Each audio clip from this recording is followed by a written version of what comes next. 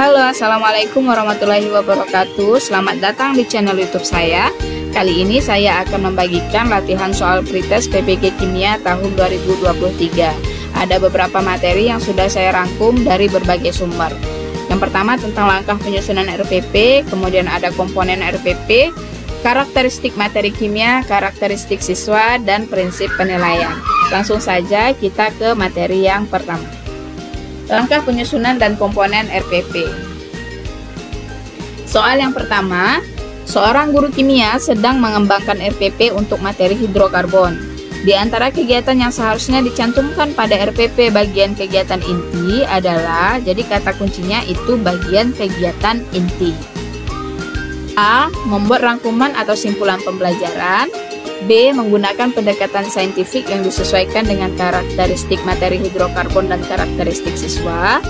C. Menyampaikan kompetensi yang akan dicapai dan manfaat mempelajari hidrokarbon dalam kehidupan sehari-hari. D. Menyampaikan garis besar cakupan materi dan kegiatan yang akan dilakukan. Dan E. Memberikan tugas yang berkaitan dengan materi yang akan dipelajari pada pertemuan berikutnya. Jawaban yang tepat adalah B. Menggunakan pendekatan saintifik yang disesuaikan dengan karakteristik materi hidrokarbon dan karakteristik siswa. Untuk jawaban yang A, ini termasuk ke dalam bagian penutup dari RPP, membuat rangkuman atau simpulan pembelajaran. Kalau yang B ini inti. C. Menyampaikan kompetensi yang akan dicapai dan manfaat mempelajari hidrokarbon dalam kehidupan sehari-hari. Ini termasuk dalam kegiatan pendahuluan atau kegiatan pembuka di dalam RPP. Yang D. Menyampaikan garis besar cakupan materi yang akan dilakukan, sama kegiatan pembuka atau pendahuluan. Kemudian yang E. Memberikan tugas yang berkaitan dengan materi yang akan dipelajari pada pertemuan berikutnya. Nah, ini masuk ke dalam kegiatan penutup dari RPP. Jadi jawabannya adalah B. Soal nomor 2, pada RPP harus mencantumkan media pembelajaran yang digunakan. Contoh media pembelajaran yang tidak termasuk benda asli pada pembelajaran kimia adalah A. Pasir kuarsa, B. Pipet tetes, C. molimot, D. pH meter, dan E. baterai kering. Kata kunci dari soal ini adalah tidak termasuk benda asli. Jawabannya yaitu C. molimot. Nah, ini gambar dari molimot ya Bapak Ibu. Jadi molimot ini digunakan untuk menjelaskan model 3 dimensi dari suatu molekul, misalnya pada senyawa hidrokarbon, atau menjelaskan tentang ikatan kimia. Jadi kita bisa menggunakan model molimot. Selanjutnya, dalam mengajarkan materi redoks dan elektrokimia, agar menarik guru mengawali pembelajaran dengan bercerita tentang fenomena yang berkaitan dengan materi yang akan diajarkan. Kegiatan guru tersebut termasuk ke dalam kegiatan A. Pemberian acuan, B. Apersepsi, C. Motivasi, D. Orientasi, dan E. Pengantar. Jawabannya adalah B. Apersepsi. Nah, apersepsi sendiri pada prinsipnya adalah kegiatan pendahuluan atau pembuka pembelajaran dengan menghubungkan materi yang akan diajarkan dengan materi sebelumnya atau fenomena dalam kehidupan sehari-hari. Tujuan apersepsi untuk menarik perhatian dan membangkitkan minat belajar siswa.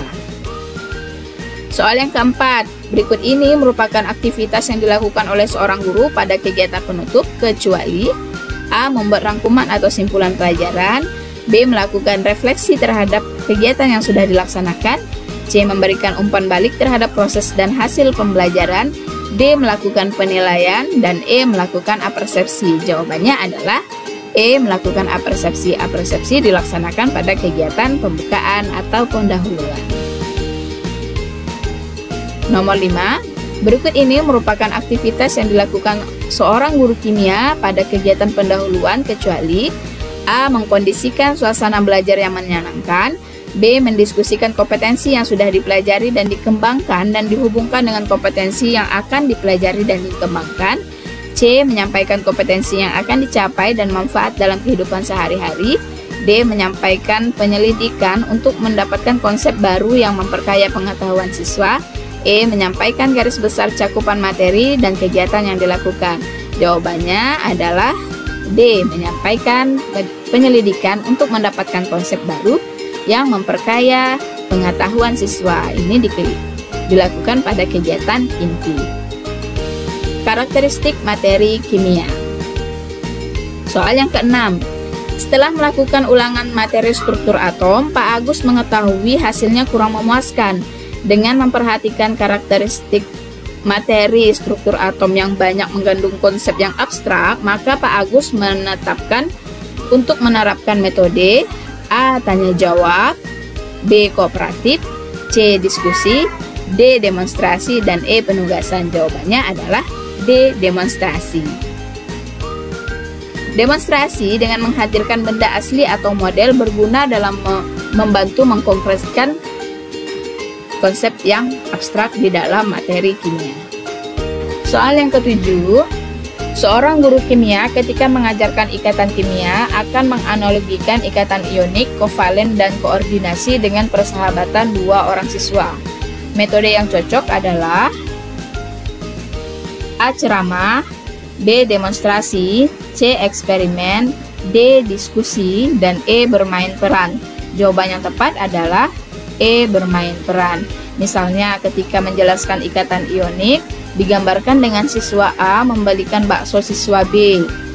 Kalau ikatan kovalen, siswa A dan siswa B itu iuran atau patungan membeli satu mangkuk bakso kemudian dimakan bersama.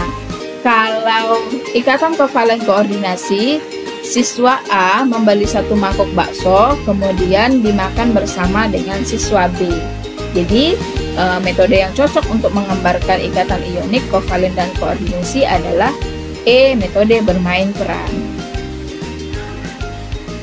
Yang kedelapan, metode yang tepat untuk mengklasifikasikan larutan ke dalam larutan elektrolit kuat, lemah, dan non-elektrolit adalah A. Ceramah, B. Permainan, C. Eksperimen, D. Diskusi, dan E. Bermain peran. Jawabannya adalah C. Eksperimen. Dengan melakukan eksperimen atau percobaan menggunakan alat uji elektrolit, siswa secara mudah mengklasifikasikan larutan elektrolit kuat, lemah, dan non-elektrolit berdasarkan pengamatan hasil uji pada alat uji tersebut. Materi selanjutnya adalah mengenai karakteristik siswa. Soal ke-9. Pak Dedi hari ini akan mengajar materi laju reaksi dengan menerapkan metode pembelajaran tertentu yang disesuaikan dengan karakteristik siswa yang pasif dalam proses pembelajaran. Metode yang tepat diterapkan oleh Pak Dedi adalah metode A. Tanya jawab, B. Kooperatif, C. Diskusi, D. Demonstrasi, E. Penugasan. Jawabannya adalah A. Tanya jawab. Dengan metode tanya jawab, diharapkan siswa bisa terlibat langsung di dalam proses pembelajaran yang tadinya dari pasif menjadi lebih aktif. Soal ke-10. Ketika mengajarkan materi elektrokimia, Pak Anang hanya menjelaskan materi melalui ceramah tanpa memberikan visualisasi, karena menurutnya siswa sudah mampu memahami konsep yang abstrak. Setelah dilakukan ujian, ternyata sebagian besar siswa memperoleh nilai yang rendah.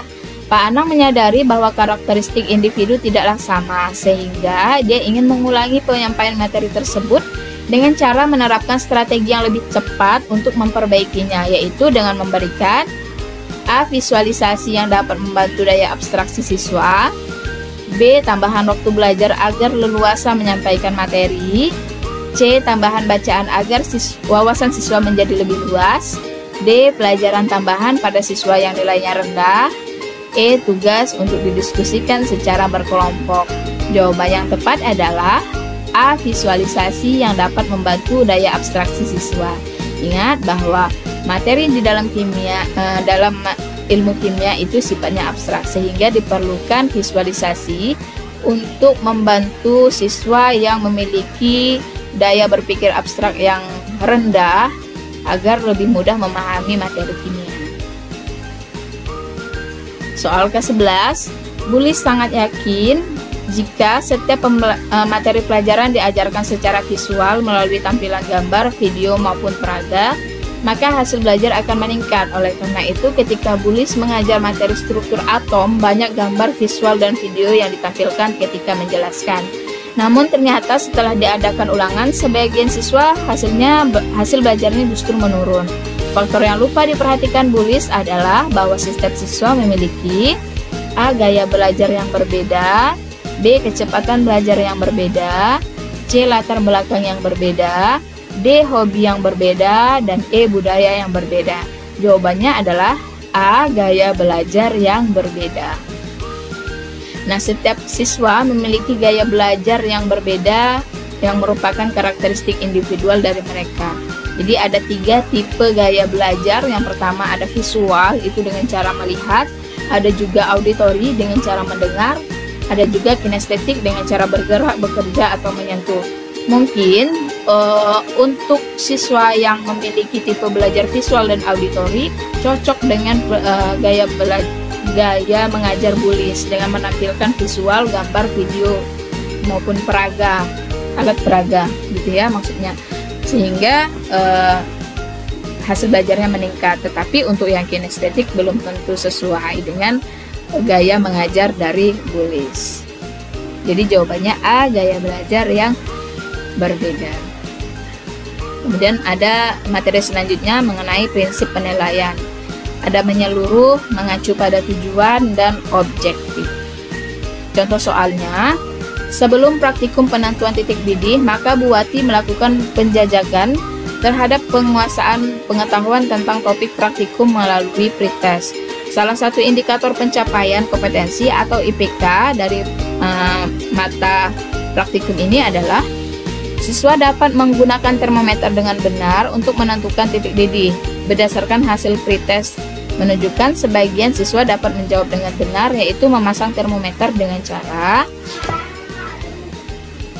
A. Menempelkan ujung raksa di dasar gelas yang berisi larutan, B. Menyandarkan termometer pada mulut gelas yang berisi larutan, C. Digantungkan di statif dengan ujung raksa tercelup pada larutan, D. Dipegang tangan dan ujung raksa tercelup pada larutan, E. Digantungkan di statif dengan ujung raksa menempel di permukaan larutan. Nah, jawabannya adalah C. Digantungkan ujung raksa tercelup pada larutan. Memasang termometer yang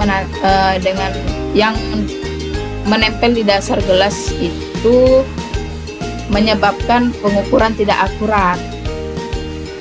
Demikian juga dengan menyandarkan termometer pada mulut gelas, dipegang tangan, kemudian digantung statif dengan menempel di permukaan larutan juga akan menunjukkan angka yang tidak akurat, sehingga cara yang tepat adalah C. Digantungkan di statif dengan ujung raksa tercelup pada larutan. Soal ke-13, soal yang paling tepat untuk indikator siswa dapat menyimpulkan pengaruh suhu terhadap laju reaksi berdasarkan hasil percobaan adalah A. Sebutkan faktor-faktor yang dapat mempengaruhi hasil laju reaksi secara lengkap. B. Sebanyak 2 mol CaCO3 habis bereaksi setelah 2 menit. Hitung laju reaksinya. C. Berdasar data percobaan, bagaimana pengaruh suhu terhadap laju reaksi. D. Berdasarkan data percobaan, tentukan order reaksinya. Dan E. Mengapa semakin tinggi suhu reaksi semakin cepat? Jawabannya adalah ya, C. Berdasar hasil data percobaan, bagaimana pengaruh suhu terhadap laju reaksi. Jadi ini sesuai dengan indikator yang terdapat pada soal. Soal selanjutnya, soal yang paling tepat untuk indikator siswa dapat menyebutkan faktor-faktor yang mempengaruhi kesetimbangan kimia adalah A. Berikut ini manakah yang termasuk kesetimbangan homogen? B. Pada pembuatan amonia, kesetimbangan bergeser kemana jika tekanan diperbesar? C. Berdasarkan grafik berikut, kesetimbangan terjadi pada menit keberapa? D. Sebutkan faktor-faktor yang dapat menggeser kesetimbangan kimia. Dan E. Kesetimbangan seperti apa yang tidak bergeser jika volume berubah? Jawabannya adalah ya, D. Sebutkan faktor-faktor yang dapat menggeser kesetimbangan kimia. Ini yang paling tepat untuk indikator yang tertera pada soal. Oke, Bapak Ibu, sekian soal yang sudah saya bagikan beserta pembahasannya. Semoga bisa membantu Bapak Ibu dalam mempersiapkan ujian pretest. Terima kasih. Wassalamualaikum warahmatullahi wabarakatuh. Jangan lupa di like, komen, dan subscribe channel YouTube saya. Dah.